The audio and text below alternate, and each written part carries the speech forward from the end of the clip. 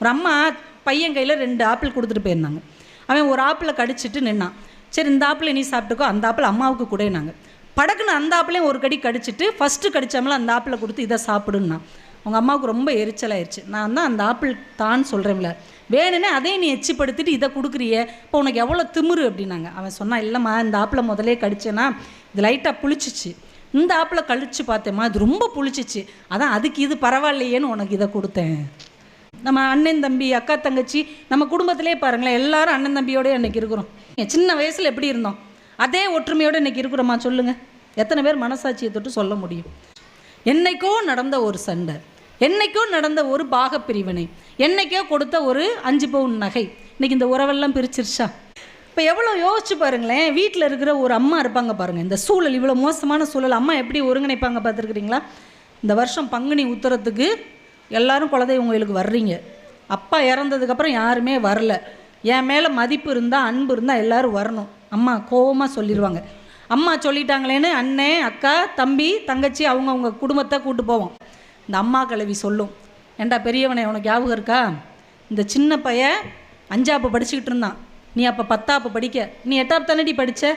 ஆமாம்மா நீ 8ஆப்பு படிக்க, அவள் சின்னவ குட்டி பிள்ளை இது விளாண்டுக்கிட்டு இருந்தது. இந்த சின்ன பையன் இந்த மரத்து உச்சி மேலே ஏறி அந்த கொப்பு உடிஞ்சு கீழே விழுந்துட்டான். விழுந்து பேச்சு மூச்சே இல்லாமல் கிடந்தான். நீ என்னலே செஞ்ச? அம்மா நான் தானம்மா தம்பியை தூக்கி தோளில் போட்டுட்டு 5 கிலோமீட்டர் ஓடினேன், டாக்டர் வீட்டுக்கு சைக்கிள் இல்லை ஒன்றும் இல்லை ஓடினேன். இந்த பிள்ளை என்ன செஞ்சிச்சு, என் தம்பி உசுரோடு வந்துடணும் கோயிலில் அழுதுச்சு. அக்கா ஏன் அழுகுறான்னு தெரியாமல் இந்த கழுது அழுதுகிட்டு கிடந்துச்சு. ஆனால் இன்றைக்கி நீங்கள்லாம் மூஞ்சை தூக்கிட்டு திடுறீங்க. இப்போ தான் அப்படியே சுடுக்குன்னு ஆகும்.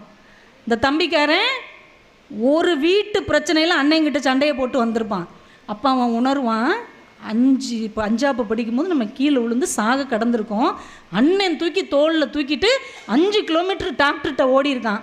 இந்த அக்கா வீட்டு மகளுக்கு செய்கிறதுக்காக ஒரு பிரச்சனையில் இவன் மூஞ்சில் முழிக்காமல் இருந்தோம், ஆனால் இவன் நம்மளுக்காக அழுதுருக்கா. இந்த தங்கச்சி கல்யாணத்துக்கு நான் நகையே தரமாட்டேன் எங்கள் அப்பாட்ட சண்டை போட்டேன், ஆனால் இந்த பிள்ளை என்னன்னே தெரியாமல் எனக்காக அழுதுருக்கே, இந்த உறவுகளை இல்லாமல் நான் பணத்துக்காக இழந்தேன்னு அந்த இடத்துல தம்பி வந்து என்ன என்னை மன்னிச்சுக்கோனேன்னு கையை பிடிக்கும் போது அண்ணன் என்ன சொல்வார், விட்றா அன்னைக்கு உன் உசுறு பழச்சா போதும் நான் நினச்சேன், ஒரு வீட்டு விஷயத்தில் போய் நான் உங்கள்கிட்ட ஏண்டா அப்படி வீம்பு பிடிச்சேன், எடுத்துக்கோடா உனக்கு வீடு வேணுமாடா எடுத்துக்கோடா, நீ பிழைக்கணும் தானடா அன்னைக்கு நான் அவ்வளோ தூரம் ஓடுனேன் அப்படின்னு அந்த குடும்பம் அந்த இடத்தில் பழைய சம்பவங்களை நினைத்து பார்க்கும்போது பணம் பெருசில்ல, வீடு பெருசில்ல, சொத்து பெருசில்ல, நகை நட்டு பெருசில்ல, கூட பிறந்த சொந்தந்தான் பெருசுன்ற ஒரு உணர்வு வரும் பாருங்க. அதுதாங்க உள்ள கடந்த புதையல்.